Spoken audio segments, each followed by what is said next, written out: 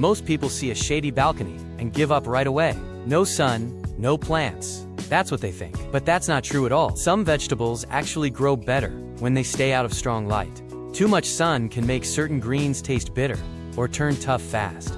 Shade slows that down and keeps things mild and fresh. Today we're going to look at 10 vegetables that love a little shade. Quick question before we start. What growing zone are you in? Drop it in the comments. Now let's get into number 1. Let's start with a plant a lot of people get wrong. Parsley looks small and simple, but it's tougher than it seems. Most folks think herbs need blazing sun all day to grow well. Parsley proves that idea wrong. It actually slows down and turns pale when the light gets too strong and too hot. A little shade keeps the leaves dark green and full of flavor. If you've got a spot that gets maybe 3 or 4 hours of soft morning light, that's perfect. Afternoon shade protects it from wilting, especially during the hottest part of summer. This is one plant where less light almost works in your favor. Growing parsley in a container is easy once you get the basics right. Pick a pot that's at least 8 inches deep. Parsley has a long taproot, so it needs room to stretch down, not just out. A container that's too shallow will stunt the plant before it even gets going. Here's something people don't expect. Parsley is slow to start. The seeds can take 2 to 3 weeks just to sprout. Don't panic if you don't see anything happening in the first week. Some gardeners soak the seeds overnight before planting to speed things up a bit.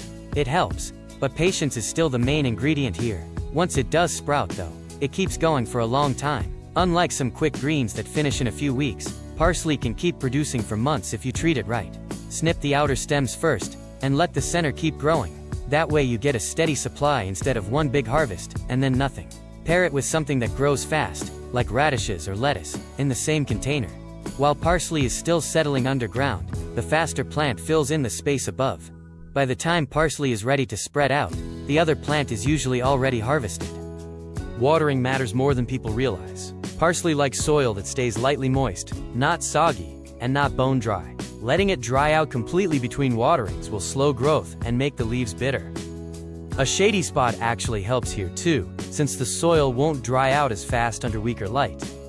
One more thing worth knowing. Curly parsley looks nice on a plate, but flat leaf parsley usually has a stronger taste and holds up better in cooking. If you're growing it for meals and not just looks, flat leaf is the better pick for a shaded container. By the end of the season, a single healthy parsley plant can give you handfuls of fresh leaves every week. It's not flashy, but it's steady. And steady is exactly what you want from a shaded balcony garden.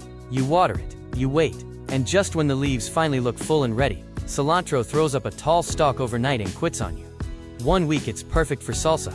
The next week it tastes bitter and soapy. If that's happened to you, it's not something you did wrong. It's just how this plant behaves in heat. That sudden change is called bolting. Once cilantro feels enough warmth, it rushes to flower and makes seeds, and the leafy growth you actually want gets pushed aside. Shade slows that clock down. Cooler air keeps the plant thinking it still has time to grow leaves instead of racing to flower, so a shaded spot can stretch your harvest by weeks compared to a sunny one. Now here's the part most people skip, and it's the real fix. Don't plant cilantro just one time and hope it lasts. Plant a small handful of seeds, then plant another small batch 2 or 3 weeks later, and keep doing that through the season. Since each batch only gives you a solid few weeks before it bolts, staggering the plantings means one group is always coming up fresh, right as the older one starts fading. This single habit solves the bolting problem better than anything else you can do. The seeds have a small trick built in. Each one is actually 2 seeds fused inside a round shell. Crush them gently before planting, and you'll often get 2 seedlings instead of 1 from the same spot. If you're starting from nursery seedlings instead of seeds, move them carefully. Cilantro's roots don't like being disturbed, and rough handling during transplanting can shock the plant into bolting even sooner than it normally would. As for the pot, keep it simple. A wide container around 6 to 8 inches deep gives the roots enough room without wasting space, and spacing the seeds a bit apart helps avoid overcrowding. Water regularly and don't let the soil dry out completely, though a shaded container will already hold moisture longer than one sitting in full sun. What you end up with if you keep the succession planting going is something better than a one-time harvest. It's being able to walk outside on a random Tuesday, snip a handful of fresh leaves, and toss them straight into tacos or salsa, without checking if it's already turned bitter on you. 3 weeks. That's roughly how long it takes to go from a handful of tiny seeds to your first real harvest with Mizuna. Most vegetables make you wait a full season before you see anything worth eating. This one barely makes you wait a month, and that's really why it deserves way more attention than it usually gets. Mizuna is a Japanese leafy green with a soft peppery kick, kind of like a gentler cousin of arugula. It's rarely sold in regular grocery stores, so growing it yourself is often the only real way to get your hands on it fresh. But the speed is really the whole story here. In a shaded spot, where most plants slow their pace down, Mizuna barely seems to notice. It keeps that same quick rhythm going, just with a slightly calmer, less spicy flavor than it would develop under full sun. Full sun tends to push the leaves toward a sharper bite and a tougher, chewier texture. Shade keeps things tender instead, mild enough to eat raw straight in a salad without needing to cook it down first, like you might with a stronger green. The way it grows also works in your favor.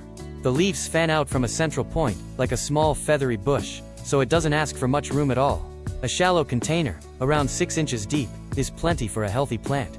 Even something as simple as a window box on a railing does the job just fine.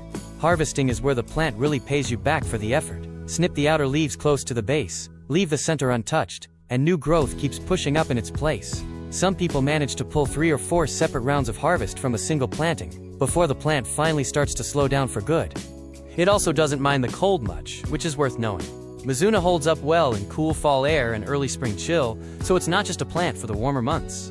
You can keep cutting fresh leaves off it long after other salad greens have already given up for the season and turned brown. There's something genuinely satisfying about growing a plant that moves this fast. You drop a few tiny seeds into the soil, water them a little, and mostly forget about them for a while. Then 3 weeks later, almost out of nowhere, you're standing there with a handful of fresh, peppery greens that you grew yourself from nothing. For anyone new to container gardening who wants an early win to keep them motivated, that first fast harvest is exactly the kind of moment that makes you want to plant a second batch right away, just to keep the cycle going. There's one vegetable on this list that keeps coming back on its own, year after year, without you having to plant it again. That's sorrel. Most of the greens we've talked about so far are annuals, meaning you plant them, harvest them, and start over. Sorrel doesn't work that way. Once it's settled into a container, it can keep producing for several seasons, with very little effort from you. The taste is what surprises people first. Sorrel has a sharp, lemony sourness to it, almost like biting into a leaf that's already been squeezed with citrus. It's not something you'd eat by the handful like lettuce, but a few leaves chopped into a soup, a salad, or even scrambled eggs adds a brightness that's hard to get from anything else growing in a small container garden. Shade actually improves that flavor, rather than just helping the plant survive. In strong sun, sorrel leaves can turn tough and overly sharp, almost unpleasantly sour. Kept in a shadier spot, the leaves stay softer, and the sourness becomes more balanced, more like a seasoning than an overpowering bite.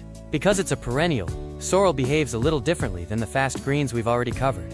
It grows slower at first, taking its time to build a strong root system underground before it puts much energy into leaves above the soil. Don't expect a quick harvest here. What you're building instead is a plant that will still be producing next year, and possibly the year after that, long after a batch of Mizuna or cilantro would have finished completely. A deeper container helps it settle in for the long run. Something around 10 inches deep gives the roots enough space to establish properly, since this plant isn't going anywhere for a while. Think of it less like a quick vegetable, and more like a small, permanent herb you're adding to your balcony setup.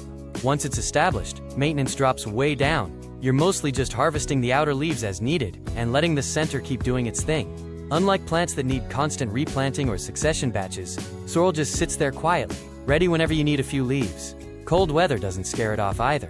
In many areas, sorrel will die back a bit in winter, and then push new leaves right back out once things warm up again in spring, all on its own, with no reseeding required. For anyone tired of replanting the same things over and over, sorrel is the plant that finally breaks that cycle. Plant it once, give it a shaded spot, and let it quietly become one of the few things on your balcony that just keeps showing up. Picture a plant that grows in a perfect circle, flat leaves spreading outward like the petals of a dark green flower. That's tatsoi, and it's one of the more visually striking vegetables you can grow in a container, which makes it a little strange that so few people actually plant it. Tatsoi belongs to the same general family as bok choy, and you can taste that connection a bit.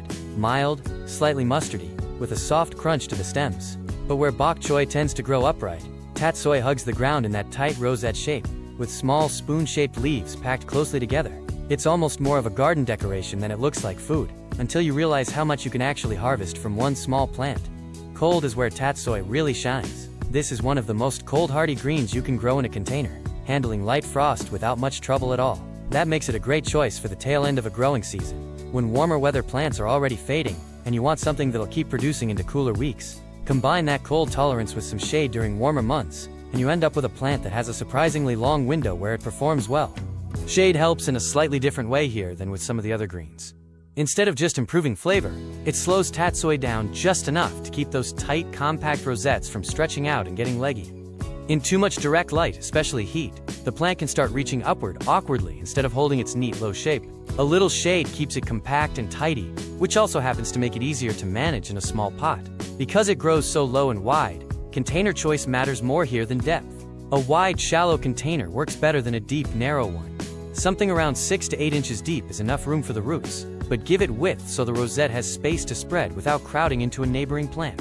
Harvesting tatsoi is flexible, which is part of its appeal. You can pick individual outer leaves as you need them, letting the center keep growing. Or, you can cut the entire rosette at the base for a bigger harvest all at once. Cutting it whole doesn't necessarily end the plant either, since it will often regrow a second, smaller rosette from the same base if conditions stay decent. In the kitchen, tatsoi holds up well in quick stir-fries, wilts down nicely in soups, and can even be eaten raw when the leaves are young and tender. It's a flexible green that doesn't ask much of you once it's established. For a shaded balcony, tatsoi brings something the other plants on this list don't quite offer. That dense, patterned shape that actually looks intentional, almost ornamental, while still quietly working as a steady, reliable food source through the cooler stretches of the season. Most people think of turnips as something that lives entirely underground, a root you dig up and forget the rest of the plant even existed. That's actually where a lot of gardeners miss out, because turnips quietly hand you 2 separate harvests from one single container, and most folks only ever cash in on one of them. The greens on top deserve just as much attention as the root hiding below. They've got a peppery, slightly bitter bite that softens up nicely once cooked, and they hold their quality well in a shaded spot, staying tender instead of turning tough the way some greens do when light gets weak. So already, before we even talk about the root, you've got a usable crop sitting right at the surface. Shade treats these two parts of the plant differently, which is part of what makes turnips interesting. The greens are happy with more shade and actually turn out more tender because of it. The root, though, wants a bit more light to swell up properly. So the real trick with turnips is finding that middle ground, partial shade rather than deep shade, enough filtered light reaching the container to still let the root develop, while the leafy top stays shaded enough to remain mild and tender. If greens are really your main goal, and the root size doesn't matter as much to you, lean further into shade without worrying too much. That flexibility alone makes turnips a smart pick for balconies, where sunlight shifts around depending on the time of year. Now, a bit of practical setup. Since you're growing for a root this time, not just leaves, the container needs real depth, something around 10 to 12 inches, so the root actually has room to expand instead of staying stunted while the greens up top look perfectly fine. Loosen up the soil a bit too, since compacted dirt can physically block the root from forming a good shape. And cooler weather, like early spring or fall, tends to bring out the best flavor in both parts of the plant. But here's the part that keeps this whole vegetable interesting. While you're waiting for that root to size up underground, you're not sitting around empty-handed. You can be snipping greens the entire time, using them in stir-fries or sautés, all while the root quietly does its own thing beneath the soil. By the time you finally pull the turnip out, you've already gotten weeks of use out of the same plant. Pull the root while it's still small, somewhere between golf ball and tennis ball size, since a turnip left too long underground turns woody and loses that mild sweetness that makes it worth the wait. So really, this isn't just one vegetable taking up space in your container. It's two, layered on top of each other, one feeding you early and often, the other rewarding your patience later. For a shaded balcony where every inch of container space counts, that kind of double return is hard to beat. Every vegetable on this list so far has wanted roughly the same thing from you: soil that drains well and doesn't stay soggy. Watercress throws that entire rule out the window. This is the one plant on the list that actually wants to sit in water, and understanding that difference is the whole key to growing it well. In the wild, watercress grows right in shallow streams, its roots dangling in slow-moving water, not tucked into dry soil at all. That habit doesn't disappear just because you're growing it in a container on a balcony instead of a creek bed. It still wants that constant moisture, more than almost anything else you'd put in a pot. Let the soil dry out even a little, and the plant reacts fast, wilting and losing that crisp texture that makes it worth growing in the first place. This is exactly where shade becomes useful in a very practical way. A container sitting in full sun dries out quickly, sometimes within hours on a hot day, which makes keeping watercress properly moist a constant battle. Move that same container into a shaded spot, and the soil holds water far longer, taking a lot of the guesswork and daily watering stress off your plate. Partial shade paired with watercress isn't really optional here. It's almost the only way to keep up with how thirsty this plant actually is. Some growers take this a step further and use a container without drainage holes at all, something that would rot the roots of nearly every other plant on this list. For watercress, sitting in a shallow layer of standing water at the bottom of the pot mimics its natural stream-side habit. You still want the top layer of soil to have air reaching the roots, so it's not about flooding the whole container, but a bit of standing water at the base isn't the disaster it would be for something like parsley or sorrel. Flavor-wise, watercress brings a sharp, peppery bite, closer to horseradish or wasabi than to a mild lettuce. That intensity makes it a strong addition to sandwiches, salads, or even blended into a soup, where a small handful goes a long way. A little of this plant does more work than a big handful of something milder. Because it grows so densely and low to the waterline, container width matters more than depth here. A wide, shallow tray-style container works better than a tall pot, giving the roots plenty of surface area to spread through that moist environment without needing much vertical room at all. Harvesting is simple and forgiving. Snip the stems a couple of inches above the base, and the plant regrows quickly as long as that moisture level stays consistent. It's one of the faster regrowers on this list, especially when the shade and water balance are dialed in correctly. If you've got a spot that stays shaded most of the day and you don't mind checking the water level more often than you would with other plants, watercress rewards that extra attention with a fast, peppery, almost self-sustaining little harvest, unlike anything else growing in your other containers. Walk down the seed aisle at almost any garden center, and you'll notice something odd about mustard greens. There isn't just one kind. There's a whole shelf of them, some with smooth green leaves, some deep purple and ruffled at the edges, some with a lacy, almost decorative shape. Most people walk right past without realizing they're all the same basic plant, just different varieties. And that variety is actually one of the best reasons to grow mustard greens yourself instead of buying whatever single type shows up at the grocery store. Taste-wise, mustard greens carry a spicy, almost horseradish-like kick that gets sharper the more sun the plant sees. That's an important detail if you're growing in shade, because a shaded container doesn't just help the plant survive, it directly softens that heat. Full sun pushes mustard greens toward a sharper, more aggressive bite that some people love, and plenty of others find overwhelming. Shade dials that intensity down, giving you leaves that are still peppery but far more balanced, easier to eat raw instead of needing to be cooked down to tame the flavor. There's also a bolting issue here, similar in some ways to cilantro, but mustard greens handle it a bit differently. Once the weather heats up, the plant rushes to flower, and the leaves that come after tend to taste noticeably more bitter and tough. Shade doesn't eliminate this completely, but it buys you real time, often an extra couple of weeks of good, usable leaves before the plant decides it's ready to bolt. Speed is another point in its favor. Mustard greens are quick starters, often ready for a first light harvest in under a month from seed. That fast turnaround makes it a satisfying plant for anyone still building confidence with container gardening, since you're not waiting around for months wondering if anything is actually happening underground. Because there are so many varieties, you can actually plant a small mix in the same container and get a rainbow of colors and shapes growing side by side. Purple varieties tend to hold their color better in a bit of shade too, since strong sun can sometimes wash out those deeper tones over time. Growing a mix isn't just about looks either. Different varieties can have slightly different flavor intensities, giving you more control over how mild or bold your harvest turns out. For containers, mustard greens aren't picky about depth. Something in the 6 to 8 inch range works fine, since the roots stay relatively shallow, and the plant puts most of its energy into leaf growth rather than digging down. Spacing matters more than depth here, since crowded plants tend to bolt faster and grow smaller leaves overall. Harvesting works the same cut-and-come-again way as several other greens on this list, taking outer leaves first and letting the center continue producing. Because the plant grows fast, you can often get several rounds of harvest before the heat finally catches up with it and pushes it toward flowering. Between the color variety, the adjustable spice level, and how quickly it gets going, mustard greens give you more to work with than a lot of people expect, from something that often gets lumped in as just another leafy green. In a shaded container, it becomes something you can actually shape to your own taste, mild or bold, depending on which variety you reach for. There's a reason arugula shows up in almost every fancy restaurant salad, tucked in with shaved Parmesan, and a light drizzle of something expensive. What most people don't realize is that the version they're eating at a restaurant, mild, tender, almost delicate, isn't really about the recipe. It's about how the plant was grown. And that's the whole secret worth knowing before you plant your own. The arugula from a grocery store bag usually carries a sharp, peppery bite, sometimes sharp enough to take over an entire salad on its own. That intensity comes largely from heat and strong sun. Grow it in a shaded container instead, and the leaves come out smaller, softer, and far more balanced, closer to what you'd actually get served at a nice restaurant than what you'd grab off a shelf. Shade doesn't just help the plant survive here, it directly shapes the flavor into something more refined. Heat is really what pushes this plant off track. Once temperatures climb for a few days in a row, arugula can rush into flowering almost without warning, and the leaves that follow turn tough and much more bitter than the ones that came before.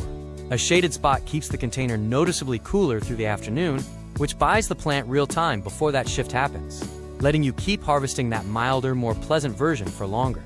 Germination happens quickly, often within 3 to 5 days, so you won't be waiting long to see the first signs of growth. Beyond that first sprout though, the real story with arugula isn't speed, it's what the leaves taste like once they're ready to eat. Space is still simple here. A container around 4 to 6 inches deep is plenty, and the plant stays compact enough to fit comfortably into a small railing planter or shallow window box without needing much room to spread. Harvesting follows the same cut-and-come-again approach as most greens on this list, snipping the outer leaves and letting the center keep producing. In a shaded spot, the regrowth tends to stay milder round after round, rather than getting progressively sharper the way it can under full sun. What really makes arugula worth growing yourself is that moment of tasting it fresh off the plant. Instead of the sharp, almost bitter bite you're used to from a bagged mix, you get something closer to what you'd pay extra for at a restaurant. Tender, mild, a little peppery in the best way. Once you've had arugula grown in shade, it's hard to go back to settling for whatever's sitting in a plastic container at the store. If there was one vegetable worth waiting for on this list, here it is. Spinach earns the top spot on this list, not because it's flashy or unusual like some of the plants we've already covered, but because it might be the single best performing vegetable you can grow in a shaded container. Full stop. Here's what makes spinach different from almost everything else so far. A lot of the plants on this list tolerate shade, meaning they still do fine without full sun. Spinach genuinely prefers it. A strong, direct sun actually pushes spinach toward bolting faster than almost any other green, sending it straight into a tall, bitter flower stalk before you've had much chance to harvest anything worthwhile. Keep it shaded instead, and that clock slows down dramatically, giving you weeks of tender, dark green leaves instead of a quick, disappointing flash of growth. Nutrition is another reason spinach deserves the top spot. It's packed with iron, vitamin K, and folate, more so than most of the lighter greens covered earlier on this list. That means you're not just getting something that grows well in a shady corner, you're getting real nutritional value out of a plant that would otherwise be tricky to grow in a spot with limited sun. For containers, depth matters here. Spinach roots don't go especially deep, but they do like consistent moisture and loose soil to spread through comfortably. A container around 6 to 8 inches deep is enough, paired with soil that's been loosened up a bit with compost, so the roots don't have to fight their way through anything dense or compacted. One detail that trips people up is spacing. Spinach seeds are often planted too close together out of habit, but overcrowded spinach competes hard for light and nutrients, leading to smaller, weaker leaves across the board. Thinning seedlings out once they sprout, even if it feels wasteful at the time, leads to noticeably better growth from the plants that remain. Spinach also handles cool weather remarkably well. Light frost barely slows it down, which means a shaded spring or fall planting can keep producing well past the point where more heat-sensitive greens have already given up entirely. Harvesting spinach follows the familiar cut-and-come-again pattern, taking outer leaves first and letting the center keep pushing out new growth. Because shade keeps the plant from rushing toward bolting, this harvest window stretches out longer than you'd get from almost any other leafy green on this list, sometimes lasting a couple of months from a single planting if conditions stay decent. What really sets spinach apart though, is how consistently it delivers. Give it shade and steady moisture, and it doesn't just survive, it keeps producing week after week without the ups and downs some of the other plants on this list can bring. There's no rushing to beat the heat, no worrying about a sudden bolt overnight, just a quiet, dependable harvest that keeps showing up exactly when you expect it to, which is exactly what you want from the plant sitting at the top of this list. So there you have it, 10 vegetables that don't just survive in a shady balcony, they actually do better there. Parsley staying calm and full-flavored out of harsh light. Cilantro sticks around longer before it bolts. Mizuna rewards you fast, sorrel coming back year after year. Tatsoi holding its neat little shape through the cold. Turnips quietly give you 2 harvests for the price of 1. Watercress thrive on moisture instead of sun. Mustard greens let you play with heat and color. Arugula turns restaurant quality mild once it's out of direct light. And spinach, sitting at the top, rewarding you with the steadiest harvest of them all. If your balcony only gets a few hours of light a day, stop thinking of it as a limitation. Pick 2 or 3 of these, grab a container, and get something in the soil this week. And before you go, drop a comment telling me which one you're planting first. I read every single one. If this helps, subscribe so you don't miss what's growing next.